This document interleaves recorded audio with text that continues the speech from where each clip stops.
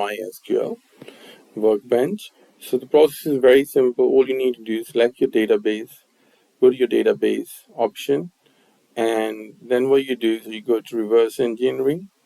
Okay, click on this option and it will show you this new window, so pretty much whatever is default we will keep that, which is your local instance, okay, which is SQL 80 standard TCP IP port number. Everything we will keep at default, and then it will run through these steps, okay, the one shown on the left hand side of this window. And let's click on next and then enter your password. So I will enter my password, you will enter your, and look, it has completed the first step. Next one, for the next one you need to click on next, and over here you will select the database. So I'm interested in creating the ER diagram of this Lancaster, so I will just select that. So you will choose your database and then click on next.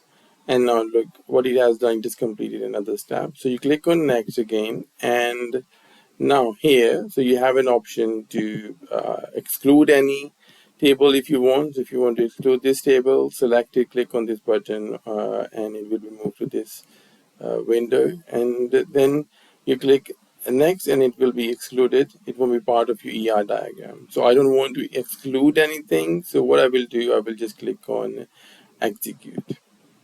Right, so now what it has done, it has completed another step. So now I will click on next again, and now we are pretty much on your last step. So I have 20 tables, okay, in my database. So it is creating an ER diagram of 20 tables, as you can see it here.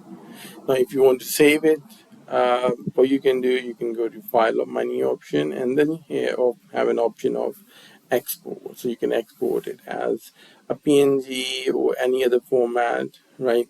Single page, PDF, whatever you like, right? So it's entirely up to you. Let's say I will save it as a PDF. I can choose any location.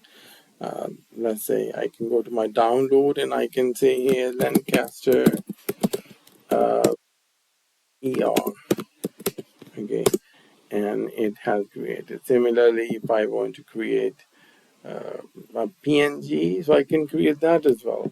So select that option, give it a name, and let's say this time I will not give it that extension. So it's done, save it, and it is saved as your PNG as well. That's it for today. I hope it will help. Thank you.